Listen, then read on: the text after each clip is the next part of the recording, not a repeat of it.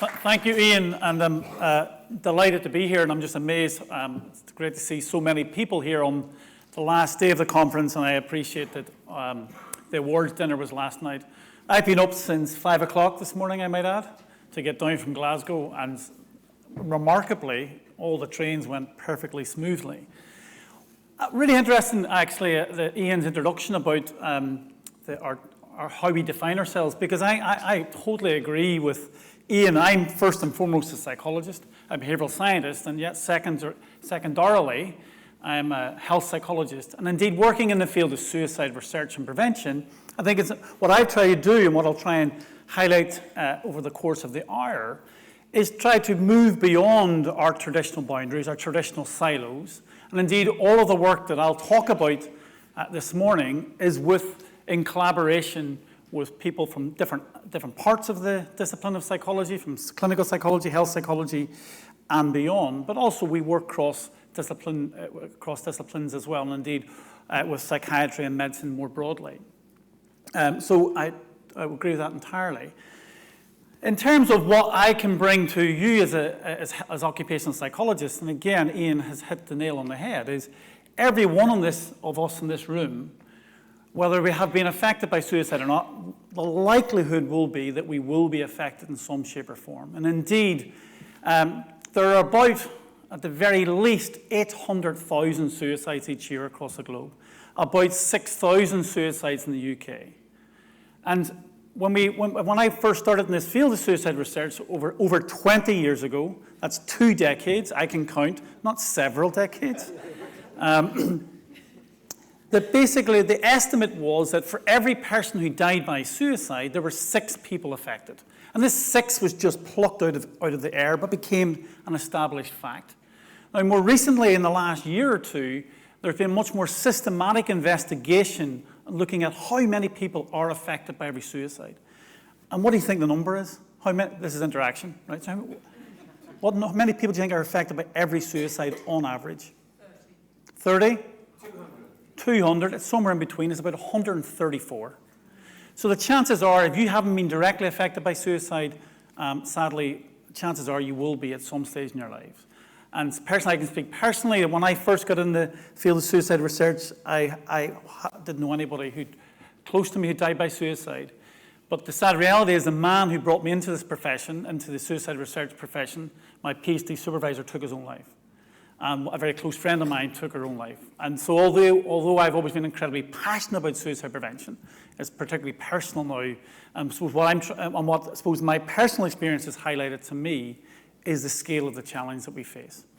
So what I'm going to try and do is help us with that understanding of suicide, and also one of my key messages is that every one of us has a role to play in suicide prevention. It doesn't matter if you're a clinician, an occupational psychologist, a loved one, a friend, whoever. We all have a role we can play, both in understanding the complexity of suicide, challenging the many, many aspects of stigma which remain around suicide, hopefully also reaching out, because there's evidence out there, and I'll touch on some of this at the end of my talk, that small things can make a hell of a difference. It doesn't matter if it's in the workplace or amongst family and friends. So to do that, this is me starting on the background. I'm going to contextualize it in the context of a model of suicide that I've developed and present some of the data we've got that, us and others have done some of the research that we've done. And then I think one of the big challenges we have as a field of people involved in suicide prevention is understanding this crucial distinction between the tens of thousands of people who think about suicide across the UK each year and those who make that transition. So lots of people, thankfully, the majority of people who think about suicide don't go any further. They don't make that transition from thinking about suicide to attempting suicide or dying by suicide. And what we need to do as psychologists, and all of us, but in the context today of psychology, is understand what we often talk about as the intention-behavior gap.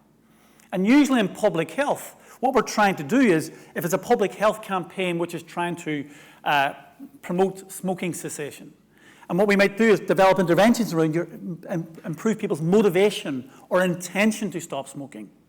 But often people who have thoughts about, I really want to stop smoking, don't make that transition. And usually what we're trying to do in public health campaigns is make the gap between your intention to engage in this case, smoking cessation, and actually stopping smoking, making that gap as small as possible. Now, obviously, in suicide prevention, we're trying to do the opposite. We're trying to understand the factors that lead to your intention, you becoming suicidal in the first place, but we're trying to make that gap, that intention-behavior gap, as wide as possible, so fewer and fewer people make the transition from thinking about suicide to attempting suicide or dying by suicide. So much of the talk will focus in on that and different work that we've been doing there. And then towards the end of the talk, I'll focus in on some of the automatic processes, implicit cognition work that we've been doing, again, to understand the complexity. And then end with some brief discussion about interventions. What can we do to reduce risk? And it's complex, but I think I'll highlight maybe this example of even small things potentially can be effective. So with that as a sort of overview, and we've highlighted the scale of suicide already, it's worth highlighting, and I put this slide specifically with the population, or with you guys in mind. Although we know that unemployment is an important risk factor for suicide, the overwhelming majority of people who die by suicide in the UK and in Western countries are in employment. So to my mind then, you're all occupational psychologists who are working in different degrees in employment contexts. I think we have a vital role. You have a vital role to try and understand and potentially intervene. Now, I'm not saying that you're have a clinical role, but I think that there's an opportunity, a really important opportunity to intervene in the workplace. And one of the developments in the last, say, decade, in particular really driven by work in Australia, has been trying to develop interventions in employment contexts, which are not necessarily suicide specific, but maybe are promoting mental health, connectedness, looking at the whole cultures around workplaces and how they can be suicidogenic to make them more suicide protective. And then the second point then is to do with contact with mental health services. Although the overwhelming majority of people, again, who die by suicide have a mental health problem, mental illness or a mental disorder, irrespective, whatever you want to describe your term. The sad reality is, though, again, the majority of people who die by suicide are not in contact with mental health services in the 12 months before death. So again, it highlights the importance of looking at all our arenas in which we can identify risk and intervene. And I come back to the workplace today. And then the last point before I move on to the sort of nitty-gritty of the talk is that I firmly believe that we all have a role to play in suicide prevention. We've all different skill sets. We've all different ways in which we can intervene.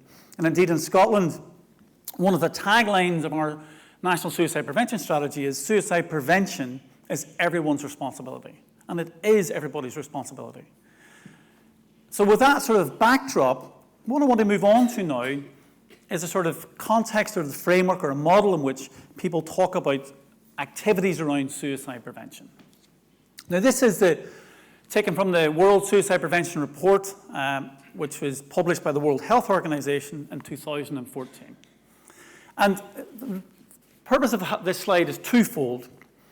First is to highlight the fact that this was the first ever World Health Organization report on suicide prevention. And it was published in 2014. So in that way, that highlights the fact that we've been fighting for years and years and years to ensure that suicide prevention and mental health more generally is prioritized in the context of the World Health Organization. And it took until 2014. It's great to see that it's happened, but it's taken until 2014 for it to appear. And indeed, if you look at worldwide, the growth in sort of activities around suicide prevention and the political will around suicide prevention has really grown markedly in the 20 years that I've been involved in suicide prevention. And indeed, in this country, in the United Kingdom, we've been really fortunate in the last few years. Like, for example, the Royals, I think, have done a lot of work. The younger Royals, obviously William and Harry, have done a lot of work in promoting suicide prevention and mental health. And more broadly, in the political sphere, each one of the nations of the UK have obviously, at different stages, have developed suicide prevention strategies and are prioritizing suicide prevention. But if you look at the research around suicide prevention, you could divide it into 4 groups, as you can see here. And what I'm going to focus in on today are really on the risk factors and protective factors and trying to understand the complexity around suicide. Hopefully challenge your views around why you think people kill themselves. And then I'll end towards the very end, I'll do a bit on interventions. So in terms of the scale of the problem, the public health problem, I've really highlighted that at the top of this iceberg, we've got about 6,000 suicides each year, slightly less in the last couple of years. And the UK, thankfully, has seen a decrease in the last couple of years in terms of suicide. But there's very different rates across the UK. So I live in Scotland. Although our rate has been decreasing over the last 10 years, it's still higher than in England. And when I first started, I'm Northern Irish, surprise, surprise. I hide it well, my Irishness. When I started my PhD in the 1990s in Northern Ireland, there was about 140 people died by suicide each year. Last year, it was over 300. So irrespective of how you look at the statistics, that's a huge increase. And indeed now, whereas Scotland used to have the highest suicide rate in the UK, it's now Northern Ireland. And England, as I say, has the lowest. But the point of this slide is, with the scale of behind every one of those statistics is a tragedy, and I'll return to that in a second. If we look at hospital presentations for self-harm, so self-harm, I'm using the definition of any form of self-injury. In a hospital context, it tends to be cases of overdose, followed by self-cutting. But basically, there's at least 200,000 presentations each year across England and Wales for self-harm. It's a huge resource implication, never mind the distress that it's indicating. But this iceberg here really highlights that below the water, the lower watermark is the hidden scale of self-harm. And self-harm is our single best predictor of whether you'll die by suicide, irrespective of whether you were suicidal when you self-harmed in the first instance. So I could talk for an hour on the definitional issues, which I won't. But just to recognize that when I talk about self-harm, I'm using this broad definition, which includes suicide attempts, as well as what some people talk about as non-suicidal self-injury. But you have to recognize that anybody engaged in self-harm, irrespective of your motivation, is at increased risk of dying by suicide in the future. Now, of course, the overwhelming majority of people don't, but it's a significant and our most specific risk marker. So when I talk about self-harm, I'm talking about this generic term, or this generic construct. And when I'm talking about suicide attempts in some of our studies, that's really focusing in on people who have told us explicitly they wanted to kill themselves or end their own life. So we reckon here, if we look at adolescents, what percentage of young people by the age of 16 will have self-harmed? 80%. 80? Okay. Like 20? I'm going to give my 80%. I hope to God it's not 80%. Right? So it's about 10%, right, by the age of 16, but 20% of females. By the age of 16, 1 in 5 females will have self-harmed. We've done a recent national survey, the confidential survey in Scotland, and about 1 in 9 young people by the age of 34 tell us they've attempted suicide, and 1 in 6 have self-harmed. So the scale of this is remarkable. It's vast. So never mind the fact that self-harm is a strong predictor of suicide, as an indicator of distress, of people who are not getting the help and support that they require. There's been undiagnosed, untreated distress is really problematic and increasing the risk of suicide in the future. So the scale is really, really important. But if we ask ourselves, well, what causes self-harm or what causes suicide? There's no one single answer. And one of the things that often frustrates me in the media when we see statements like, bullying killed my son or daughter. And I agree, bullying could be an important risk factor, but there's never just one risk factor. So if we think about bullying, bullying can be implicated as a sort of proximal risk factor for suicide, but it's how that factor impacts on an already vulnerable individual, which is crucial. And indeed, the complexity is highlighted here in this pathway model we published a few years ago. This was developed for young people, but it's applicable across the lifespan. Now, for the purpose of today, what it really does is highlight the fact that if you're trying to understand the causes or the antecedents of suicide and self-harm, we have to recognize that there are clinical determinants, there are biological determinants, there are social determinants, and centrally, there are psychological determinants. So to my mind, suicide and self-harm are ultimately psychological phenomena, because an individual makes a decision to take their own life. Now, that's not the same as saying an individual has chosen to end their own life, but rather that they're so overwhelmed by pain, which I'll come back to, that they see no alternatives. So suicide, you think about an individual who's suicidal, is often so constricted in their thinking, they can't see alternatives. And the only way they can think of ending their pain is to take their own life, to ending their sense of unbearable entrapment and pain. And so it's often not about, and usually not about wanting to die, but wanting the pain to end, or wanting to relieve loved ones of the burden of them.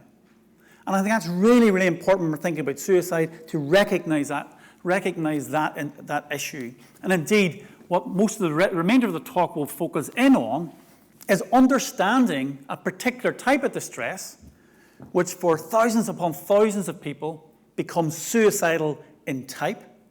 And because the challenge is, if in one depressive episode an individual experiences suicidal thoughts, that in subsequent episodes, the likelihood of them once again experiencing suicidal thoughts again is elevated.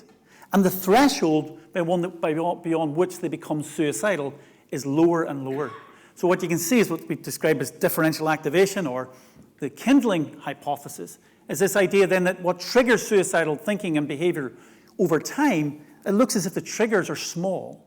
Because for that individual, they're so exhausted by living, and that they see suicide as the only option, and sometimes it seems to be this small trigger that leads to death. Of course, suicide occurs in the context of psychiatric disorder or mental illness in Western countries. And indeed, it's estimated that 90% of people who die by suicide have a mental illness at the time of death. And that mental illness or psychiatric disorder is usually a mood disorder like depression. But here's an interesting question. What percentage of people, you're not allowed to answer with your 80%, right? What percentage of people who are treated for depression take their own life?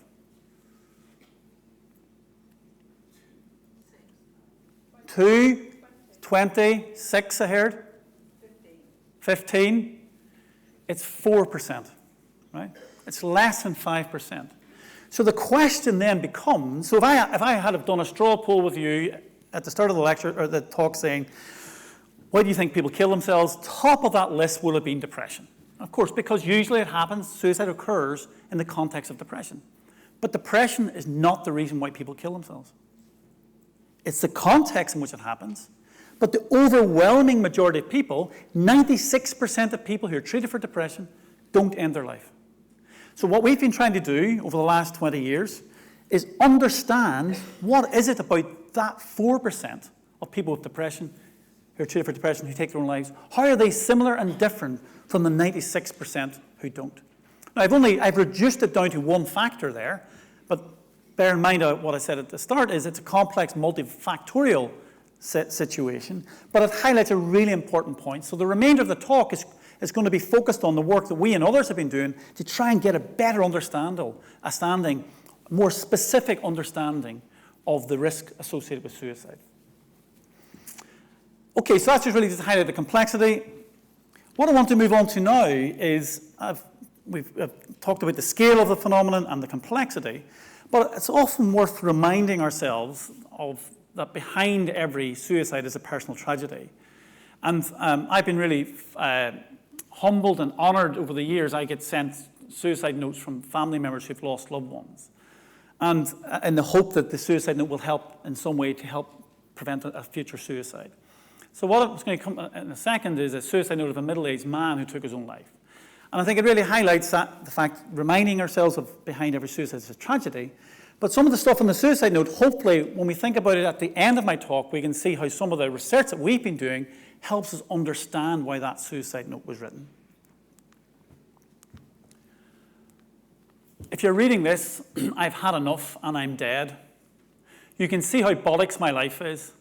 I can't think of any day when things have gone well recently, and who really cares about me anyway? I am a failure, can do nothing right, useless and trapped. With my girlfriend, I was really happy for once in my life. I tried my hardest with her, and I was shit, and I still failed. What did she want?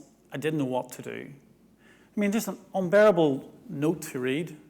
But in addition to what I just said about behind every suicide is a personal tragedy, it's also the everydayness of suicide. I grew up, and many of you will have grown up with this idea that people who killed themselves were different from the rest of us who didn't kill ourselves. And that's utter tripe.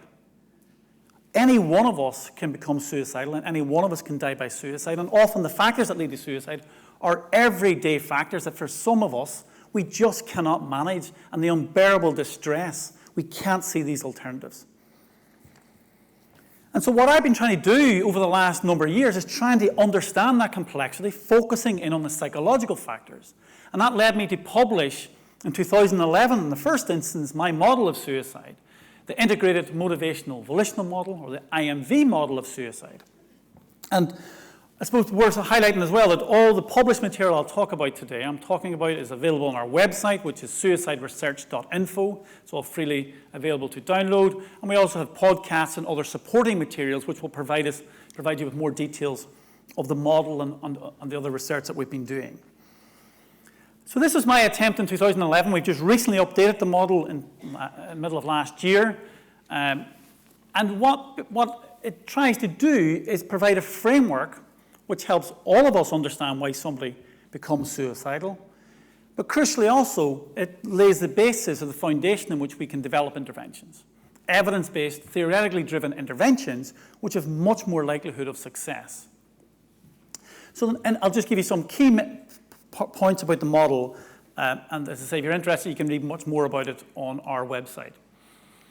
So it's a tripartite model, which is derived from very different aspects of psychological science. But in essence, we've got part 1, 2, and 3. So part 1 is the context in which suicidality may emerge. So it's just what I describe here as a pre-motivational phase, before suicidal thoughts have emerged. And we can see there's nothing, in some ways, particularly surprising here. We've got some vulnerability. So diathesis, obviously another word for vulnerability. And we've got vulnerability factors which could be genetic, biological, personality type vulnerability factors. So I'm going to return to one vulnerability factor, a particular personality dimension, social perfectionism or socially prescribed perfectionism, which we think increases your risk of suicidal behavior. And it will be a vulnerability factor. And we also have environmental influences. We know that statistically, most people who die by suicide, it happens in the context of disadvantage. Socioeconomic disadvantage usually, but any form of disadvantage. So if we're to understand the context of suicide, we have to understand the environmental influences. And thirdly, we know that it's a diathesis stress interaction. So it's a vulnerability plus life events or stressors which increase the likelihood you move along a suicidal journey. And we know that people who die by suicide or attempt suicide experience a disproportionate number of negative life events compared to those individuals who don't die by suicide or attempt suicide. So that's just the background context. And sort of clinical language, we could just talk about that as a sort of formulation. That will give us a clinical history type thing going on there. But I think what's more interesting personally is the second and third phase. So the central phase, which is known as the motivational phase, is trying to understand the emergence of suicidal thinking, okay? So suicidal ideation. So that's the central portion. And then the third portion is trying to understand what I talked about earlier as the intention-behavior gap. We're trying to understand the transition from thinking about suicide to attempting suicide or dying by suicide. So if I had to summarize the 3 phases of the model into 3 words: background, ideation, action, or attempts, okay? And so for the purposes of today, I'm just going to highlight the key portions or the key premise of this model of the emergence of suicidal thinking. So the motivational phase, the key argument is the co-experience of feeling defeated and or humiliated from which you cannot escape is the sort of the setting conditions for the emergence of suicidal thinking.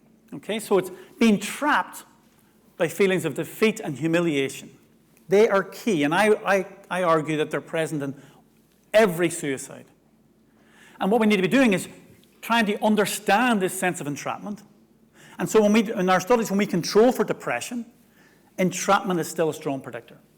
So I would argue that sense of entrapment is a key driver for the emergence of suicidal thinking. And suicidal thinking emerges because I am trapped and overwhelmed and I can't see any alternatives.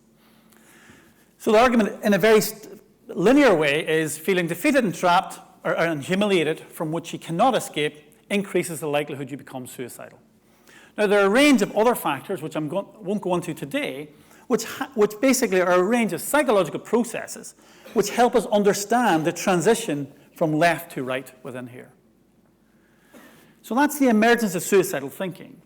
And then the third phase is trying to understand this pathway, as I've said already. And so the argument here is that if you're suicidal, the more of these factors, which I call volitional moderators, the more of these are present, I'll return to these in a second, the more of these there are, the more likely it is you act on your thoughts of suicide, that you cross the precipice from thinking to attempting suicide. Now, I'll return to the volitional phase, this third phase, later in the talk. What I want to just focus on very quickly is some of the data we have which supports the role of entrapment. So, in some of our studies, we recruit people within 24 hours of a suicide attempt who've been admitted to hospital via accident and emergency. And we would assess them on a range of, as you can see here, psychological measures, as you'll see in a second. And then we're able to track these individuals anonymously and confidentially over the next, in this study, 4 years. And our question here is, if my hypothesis is right, that entrapment is key to the suicidal process, that if I'm looking to see who will attempt suicide again, if you've already attempted suicide, so a high-risk group, can I predict who will attempt suicide in the next 4 years or die by suicide? And my hunch is entrapment is going to be important. Because I have to demonstrate that I can predict over time before I can invest resources in developing interventions to change entrapment. So what we've got here is standard logistic regression. It's whether these individuals, so they're all individuals who are hospitalized following a suicide attempt, and this is whether they were hospitalized again over the next 4 years for a subsequent suicide attempt, or whether they died by suicide. And so no surprise, each one of these factors, the more depressed you were, the more hopeless you were, the more defeated and trapped you were. When I looked at each of those variables on their own, yes, they predicted repeat suicide attempts over time, sadly. But when I asked the question, which of these is most important in a multivariate model, 2 come out. Past behavior, the single best predictor of any future behavior is your past behavior. It's exactly the same for suicidal behavior. The more suicide attempts individuals had in the past, the more likely they were to attempt suicide or die by suicide in the future. The only modifiable risk factor which emerged was entrapment. So this is assessed using a standard measure in hospital within 24 hours of a suicide attempt. It predicted repeat suicidal behavior, not self-reported suicidal behavior, actual hospitalization or death 4 years later. So this and a range of other studies highlight the importance of focusing in on this sense of entrapment. Entrapment is key. And indeed, other studies from us and others have highlighted this pathway from defeat to entrapment to suicidal thinking in different populations. So the previous one was a clinical sample. This is a student sample. This is a sample of patients or individuals with bipolar disorder. Same pathway, more evidence. We looked at the broad pathway in a structural test in a large sample of people in England. And again, we can see this pathway from defeat to entrapment to suicidal thinking to suicide attempts. They're cross-sectional. That's a cross-sectional model. But structurally, applying whatever structural equation model principles, we have support for the model, the general principles of the model. So my take-home message thus far is, if we're trying to understand suicide, we need to understand entrapment and what is causing entrapment. We can look at that at an individual level and also at a societal level, how changes in society are increasing people's sense of entrapment. We recently did an update on this, and again, if you look at the broad literature, there's good evidence that entrapment is strongly associated with suicidal thinking and suicide attempts. The studies have yet to be done looking at suicide as an outcome. So one of the challenges in this field is, because suicide, despite every suicide being a tragedy, suicide is a statistically rare event. Okay? So it's you'd need to have huge samples to determine does it predict suicide in it as an outcome in and of itself. And the problem is that there are linkage studies out there, these sort of large-scale clinical linkage studies, but they haven't assessed psychological variables yet, but that's changing. So entrapment is key to understanding suicidal risk.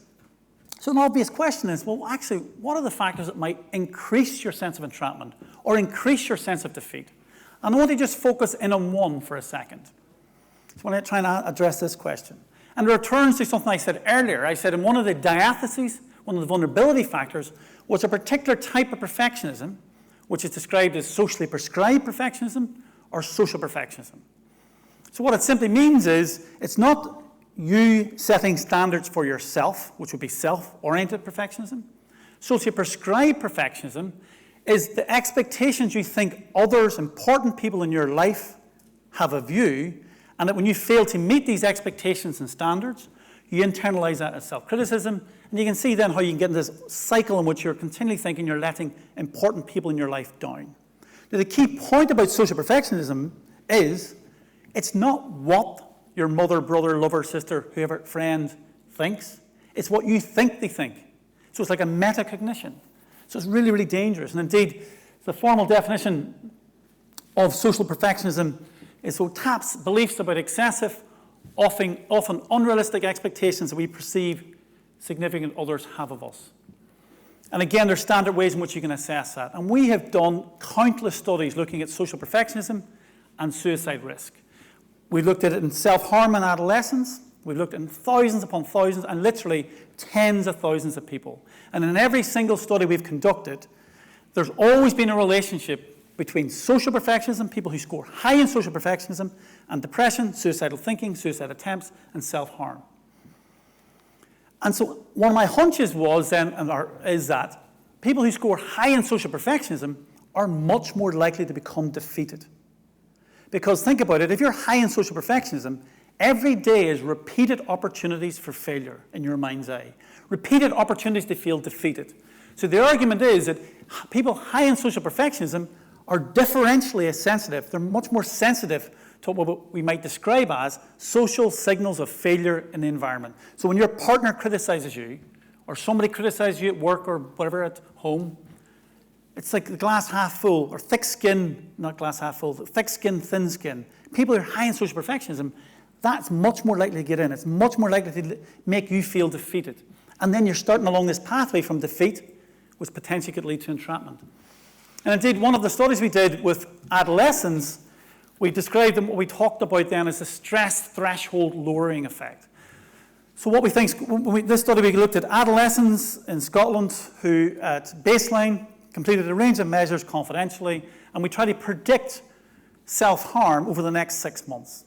And the long story short in this study of adolescents was, we found that when we try and predict who self-harmed over the next 6 months, of course, those young people who told us in the intervening 6 months that they experienced lots of stress, lots of negative life events, which included things like relationship crises, as well as abuse and so on, we covered everything. Of course, they were much more likely to self-harm. And arguably, there are services in place for those vulnerable individuals. But in addition to that, a worrying finding, I can't say worrying very well. How do you say it? You say it nearly as bad as me. It's like the word P-O-O-R, per. Well, obviously, or power, Scottish power. It's like, anyway, it doesn't matter, right? Where was it? Got to, where did it get to? Worrying, yeah, right. The concerning bit was, when we assess people's social perfectionism at baseline, those individuals who had high levels of social perfectionism, but crucially reported low levels of stress, right? Low levels of stress and high social perfectionism, they were as likely to self-harm as those individuals who reported high levels of stress. So what we can see then is, what I described as a stress threshold lowering effect, is this idea that even under conditions of what we as external observers perceive as low stress, low negative life events, if you're high in social perfectionism, you're much more likely to self-harm. And that's really concerning because it's very difficult to identify those individuals because they don't come to the attention of the teachers of the schools. And we've done a range of other studies. So the point here is, it's important in and of its own right, but I think it increases the likelihood people feel defeated, and we need to do much more work on it. If you're interested in this in more detail, I would recommend two other things. So Mosaic, which is a Wellcome Trust's science communication website. So the journalist and author Will Storr has done a great piece, and he interviewed me in it and others looking at how social perfectionism helps us understand male suicide. And he's also written this amazing book, which came out last year, it starts off in pre-Christian times right through to modern day and trying to understand not just social perfectionism but the whole self-esteem movement and a range of other things. A brilliant read if you want to know more about social perfectionism and suicide risk more generally. Okay, what I want to return to now is the volitional phase, which is that third bit of the model going from thoughts to attempts. And so what I said was that the presence of, if you're thinking about suicide and you have lots of volitional factors, right? So I'll outline these in a second. The argument is the more of these that are present, the more likely it is that you'll make that transition. The more likely it is that you'll act on your thoughts of suicide. And in a previous talk I gave, somebody then had tweeted a thing saying they described it as the 8 pillars of behavioral inaction. So I've just plagiarized that and claiming it almost as my own. So what is appearing now are 8 factors, which we updated in the latest version of the model in 2018, and what have been since described as, and I talk about as the 8 pillars of behavioral inaction. So the 8 factors we think are crucial in understanding and governing that transition from thinking to attempting suicide. So the message here is that what leads you to attempt suicide, the factors that lead you to attempt suicide, are different from the factors that lead you to becoming suicidal in the first place. So the motivational phase factors like defeat and entrapment and a range of others which I didn't describe today, they're all increasing the emergence or associated with the emergence of suicidal thinking, but it's these volitional phase factors, which are key in making that transition from thinking to attempting suicide. So if we were to investigate that scientifically, the argument is the presence of these volitional factors should distinguish people who think about suicide from people who attempt suicide. It's not the motivational phase factors. So I'll go through these because these are important. So the things like, the first one is having the access to the means of suicide. So one of the best public health interventions we can do to reduce suicide is restrict the access to the means of suicide. And that can be restricting the access to the means to a bridge or making it safe, catalytic converters in cars, making paracetamol in 16s and in blister packs. They're all things about restricting the access to the means of suicide. Because we know that when somebody becomes acutely suicidal and they've formulated a plan, if you restrict access to the means, they don't immediately substitute to a new method. So that being able to intervene in that situation is really, really important. Second, the extent to which you've planned the suicide attempt. Relate it to the first one. So if somebody you know is suicidal, the next question you should ask is, have they formulated a plan? And the other message I would say is please, please, please, if you're concerned about somebody, always, always ask them directly if they're suicidal. There's no evidence at all that it plants the idea in their head.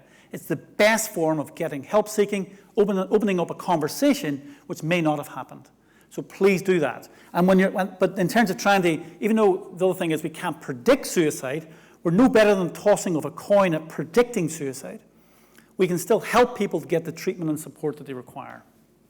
Third, exposure to suicide. If somebody close to you has died by suicide, your risk is increased. So I mentioned already that two very important people in my life died by suicide. So my risk is elevated markedly. I've got so many risk factors for suicide. And that, because I'm a social perfectionist, I've lots of others I've got. And it's important that we recognize that. And in a school or work environment, this is really important. How we respond to suicides of colleagues. Really, really important. Impulsivity. The more impulsive you are, more likely you are to act in your thoughts of suicide. The next two are physical pain tolerance or sensitivity and fearlessness about dying. A guy called Thomas Joyner, who's done loads of brilliant work in the States, he describes the combination of physical pain sensitivity, which I'll come back to in a second, and fearlessness as having the capacity or capability to take your own life. Okay? And so what we think is that people who attempt suicide or die by suicide have actually an objectively higher physical pain tolerance, that they can withstand the pain required often to carry out a suicidal act. And we also think that people who attempt suicide or die by suicide have overcome the life instinct, for want of a better description, and that they're less fearful about dying. And that combination is really, really dangerous. So high physical pain sensitivity, low levels of fearlessness about death, much more likely to act on your thoughts of suicide. We've been doing a lot of work recently on the second last one, mental imagery. People who've imagined themselves dying or death, having mental images about that, as if it's like a rehearsal for the act, much more likely to attempt suicide. And the last one I've touched on already, past behavior. More often you've engaged in any form of past behavior, be it suicidal or non-suicidal self-injurious behavior, any self-injurious behavior, much more likely to act on your thoughts. So the argument here is then, the presence of these 8 factors facilitates that transition from left to right, from thinking to attempting suicide. So what I want to do now is show you some data which supports that. So I'm going to give you some stuff, a series of studies which helps us understand that transition. First one is from what's known as the Scottish Wellbeing Study, sample of 3,500 young people, all interviewed in their homes. When we ask them questions about suicidal history, it's all done confidentially on a computer, and we get 3 groups, as you can see here. But what I'm interested in here is these last 2 groups. So basically, I'm interested in, can we differentiate people who have told us that they've thought about suicide but have not gone any further? Can I differentiate those from people who attempt suicide, who've told us they've attempted suicide? And according to my model, it's the volitional phase factors, those 8 factors I just described, they should be key. They should be the key differentiators between thinking and attempting suicide. And so what we simply did is they completed, in our survey study, they completed a range of measures which tapped all the different components of my model. And you'll see in a second, we're simply just comparing on a multinomial logistic regression model the differences. And I'm just going to compare these 2 groups. So first of all, we find, if you just do this straightforward analysis, is although the majority of people who die by suicide are male, 3/4 of all suicides are by men, the people, in terms of people who attempt suicide, it's more often female to male. Okay? So unsurprisingly then, if I just compare people who've attempted suicide from people who just think about it, the people who've attempted suicide in our survey are more likely to be older and more likely to be female. Not rocket science. Crucially, no difference in depressive symptoms. That supports my model. You need to look beyond psychiatric illness. The other thing which is interesting is, when I compare people who think about suicide from people who attempt suicide, no difference in any of these factors here, which are part of the motivational phase. Crucially, the people who attempt suicide, when you put them in a multivariate model, are not more trapped or more defeated than people who just think about it. Okay, and that's key. Now, what my argument is, all of these factors, the volitional phase factors, are what should be differentiating thinking from attempting suicide. And that's exactly what you find. People who attempt suicide reported higher levels of impulsivity than those who just thought about it. People who attempted suicide have higher capability for suicide, significantly more mental imagery around death and suicide, and a significantly higher frequency of exposure knowing a friend who had attempted suicide.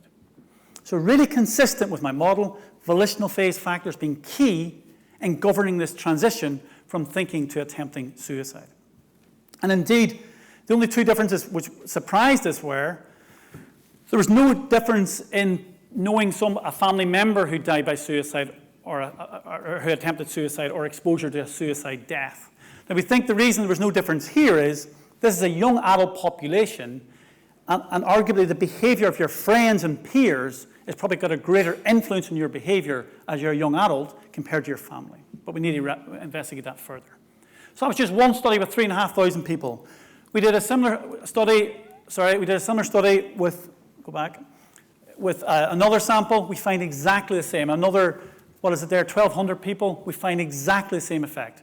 All the factors, the ideation, attempt, distinction, key. We've done it with adolescents, 5,000 adolescents who self-harm, not specifically suicide, you find exactly the same.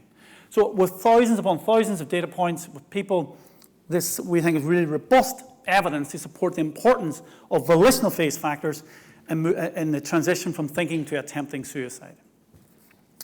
So what I want to move on to now, did I start at 1? Or not 1, did I start at 12? Yeah, that's fine, that's more or less on time. So good, if that's okay, well, I'm planning to go for until 1. This DOB people talk about nothing on earth. So. Well, I gathered that, obviously. Right, so what I want to do is shift gear. So I focused then on self-report measures. So what I want to look at is now something very different, which is looking at the stress response. So we've asking people about their attempting suicide and their thoughts about it. And this idea that this overwhelming emotional pain, this overwhelming sense of entrapment is key. But one of the things, if you look at the sort of suicidal literature, is obviously most people who attempt suicide, it happens in the context of stressors. And we know that cortisol is a stress hormone, and when we encounter a stressful life event or stressful situations, we need cortisol to be released to prepare us to fight or fly, or to respond and make good decisions and problem solve and so on. Now, our hunch was, in this study I'll show in a second, was that people who have attempted suicide or died by suicide, I bet you their cortisol system isn't working as well as it should. And there's evidence of dysregulation of the cortisol system, so that when a person who's really acutely suicidal is, they're overwhelmed psychologically, but actually physiologically, their body's not preparing them, because the cortisol, there's an impairment or dysregulation of the cortisol system. And we wanted to investigate this, again, the same idea of comparing people who think about suicide from people who attempted suicide.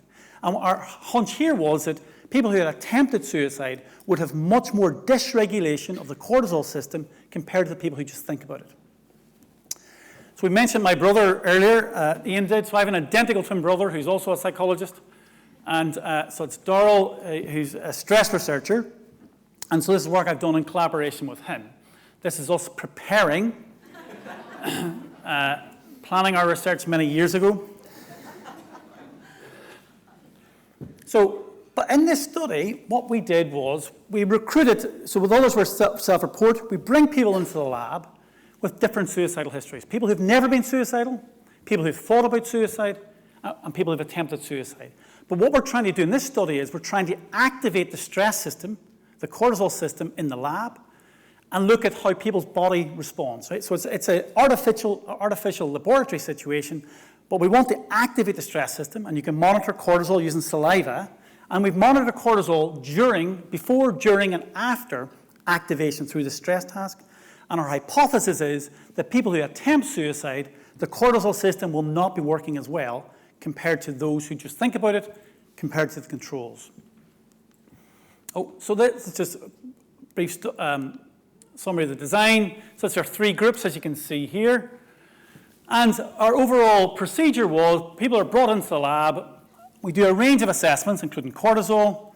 And then people complete what's known as the MAST task, which is the Maastricht Acute Stress Test, which is a combination of the cold pressor task, which is obviously putting your hands in cold water.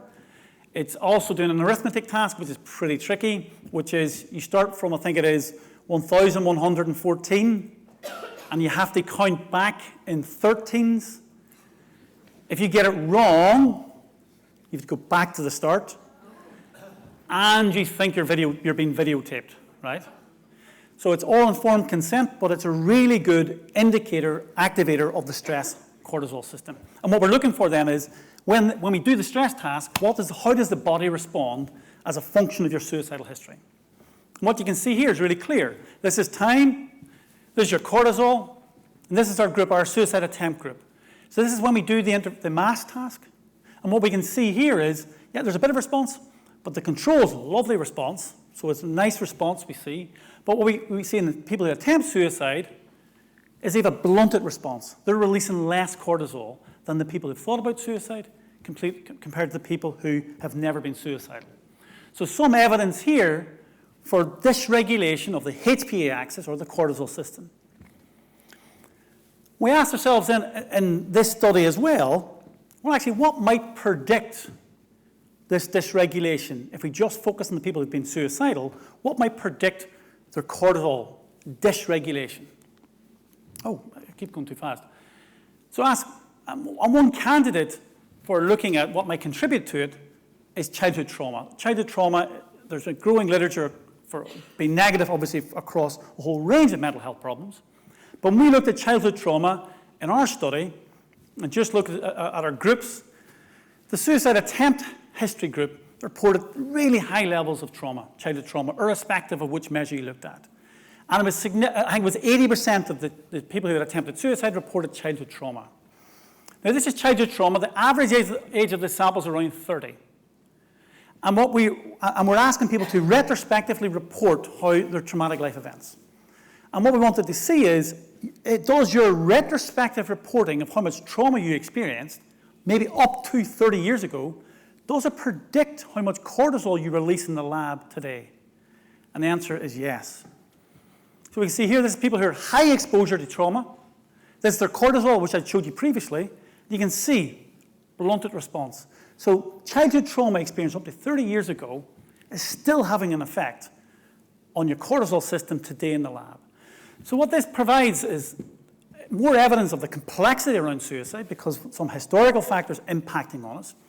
But what it illustrates is this combination of emotional pain like entrapment combined with the cortisol system not working. You can see how things are really working against the individual who's suicidal, increasing their risk. So the last substantive bit I want to do is move on to a different marker of potential risk. So we've done entrapment and the standard psychological, self-report psychological variables. We've done stuff on cortisol and the physiology. But what I want to focus on towards the end now is what we might talk about as the unconscious biases, or unconscious attitudes or associations. And if you look at this sort of broad suicide research literature, most of it has focused in on what in psychological terms we talk about as a reflective system. So if you look at Daniel Kahneman's work, there's two systems determine behavior. There's the reflective system, which most of psychology historically has done. And then there's the automatic system, which is that unconscious, non-deliberative, habit, impulsive stuff. And so most of the research on suicide has been focused there. So what I want to sort of finish my last substantive piece is on this, is on a study we've done recently with colleagues in Harvard looking at the automatic system, looking at implicit attitudes, looking at people's automatic responses or associations with living and dying, without asking them directly whether they want to live or die, doing a task using you'll see in a second, the death implicit attitudes or implicit associations task to get some indicator of these automatic responses associated with suicide and death. So the IAT has a long history in suicide, and in particular psychology and psychological research, in particular in the domains of social psychology. And what we're trying to do in this context, Matt Nock at Harvard modified it to try and look at trying to get an indication about people's unconscious associations with living and dying and the extent to which you relate living to yourself and relate dying to yourself. Because the hunch here is that people who attempt suicide or die by suicide, that their association with living unconsciously is weaker. And he did a great study a few years ago which showed that doing this task, which looks like that, which is a standard reaction time task, but doing this task in adolescents, he could predict repeat suicidal behavior in adolescents in the next 6 months. Now, we wanted to look at this or extend the work that had been done previously. And what we were interested in were 3 questions. What happens when you go into a negative mood, or I go into a negative mood? What happens to my automatic associations with wanting to live or wanting to die? And our hunch was, I bet you when somebody who's previously been suicidal experiences a low mood, that catastrophic automatic response is, I don't want to live anymore. So we're looking at that. We obviously look, if you compare people who've never been suicidal with people who have been suicidal, is there a difference in the extent to which they want to live and want to die? And that's not that surprising. And then thirdly, can we predict from these automatic responses how suicidal people will be 1 month and 6 months later after we've seen them in our lab? So we did this is going far bizarrely, We did this concurrently in Scotland, in Glasgow, and Stirling, and in Boston, in the United States. And we recruited a sample here of people who have never been suicidal, as well as those who have been previously suicidal. Standard design, similar to what you saw previously, but the crucial thing is they do this automatic task.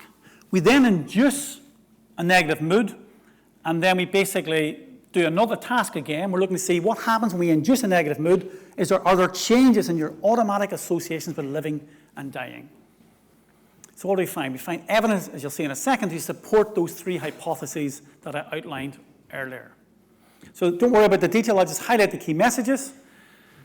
This is basically people who've never been suicidal, so there's no suicidal group, and this means that their association with living is good, right? So if you've never been suicidal, it doesn't matter if I induce a negative mood, you still want to live. Crucially, the suicidal history group are much, much weaker. Their automatic association with living is weaker. But crucially, when I induce a negative mood in them, it gets worse. So we can see there then that when somebody who's previously been suicidal experiences another depressive episode, in addition to all the other factors I've touched on, even their automatic system is working against them. It's making their automatic association with living less. So what this brings, if we put it together then, is an automatic system which is working against you, a physiological system which is working against you, and a psychological system which is working against you. And the last slide on this study was, does your responses in this task predict how suicidal you are over the next 1 and 6 months? Yes. So when we look at it over time, don't worry about the details, just take my word for it, it does, right? You can read the paper, it's online. Okay, so that's all I want to talk about in terms of our sort of experimental and sort of epidemiological work. In the last 5 minutes, I want to say something about what we can do in terms of intervening and helping. So if you look at the evidence base, there's not that many studies out there if you look at suicide-specific treatments. And there's some evidence for each of these psychological therapies, okay, which is good news, and it's growing over time. Still, we have a long way to go. There's no evidence that any of these psychological treatments prevent suicide itself, mainly because the studies haven't been conducted, because you would need huge, thousands upon thousands of people. But the problem with these sort of interventions is people who are suicidal, often it's really difficult to maintain them in treatment. And so there's been a growth in briefer interventions to try and get people, when they're in hospital, for example, following a suicide attempt. And one of the approaches is safety planning. And what safety planning is a very simple intervention. We're doing a study on it at the minute, in which we get people to try and identify their own triggers to when they may become suicidal, and then activate many of the things which are outlined in the volitional phase, keeping yourself safe when you're feeling vulnerable. Very simple intervention, and although it's been used widely clinically, there's no randomized clinical trial on it yet. There's a notion of very basic intervention. But we're doing a trial in Glasgow at the minute, which we're offering people who've attempted suicide in a feasibility RCT, the safety plan plus telephone support. And the data thus far are looking very, very positive. And indeed, there's a large cohort study, not an RCT, in the United States, showing these simple interventions which getting people to think about the triggers, identify internal and external coping responses, and then keeping your environment safe in terms of restricting your access to the means of suicide could be a really important tool for preventing suicide. And we won't know until next year, or no, later this year, in our trial, on our feasibility trial of 120 participants, whether we have any evidence, we hope we'll have evidence to move to a full randomized clinical trial. If you're interested in this, the protocol for this will be online next week and BMJ Open. Okay, so just to bring this all together, what I try to illustrate is that if we're trying to understand suicide, we have to understand the complexity. We have to understand and recognize that it's across domains, but crucially, it's ultimately a psychological phenomenon. And we all can do something in terms of understanding and intervening to reduce risk. In addition to that, if we think about theoretical models, one of the key challenges is that thing that folk banged on about time and time again, the difference between thinking and attempting suicide. We need to do much more work on these automatic and reflective processes, because we focus far too much on the sort of self-report stuff. We need to look at the combination. And there's no one right answer. And crucially, that not only will the theoretical models help us understand why somebody becomes suicidal or attempts suicide. It should form the basis for interventions. Now, to finish, I want to end with the words of, sadly, somebody else who has taken their own life. And there's a suicide note I was sent pretty recently. But again, it highlights this unbearable pain that people experience when they become suicidal. And I think it's a really apt way to sort of tie things together. And hopefully some of what I said earlier, or during the talk and the previous suicide note, we can somehow see how these psychological and physiological and unconscious processes come together to lead somebody to want to end their own life. I am sorry, so sorry. I have always wanted to die. I always knew my life would be a dreary failure. Inside, I've been dead and dry for a long time now. I've not taken joy from anything, because I know that at some point I have to chain myself back to that god-awful desk. Well, enough is enough. A slave can't feel anything but pain now. And now the physical pain has destroyed even the most passing of happiness. I am scared and I'm sad, but this is the only way out. I love you all very much, but I want to be free. And if freedom means nothingness, then so be it. Very powerful end. And if freedom means nothingness, then so be it. Every one of us in this room has a responsibility and a duty to do whatever we can to promote all of us, every one of us, to feel more connected, less alone, and certainly less feeling of nothingness. Thank you very much.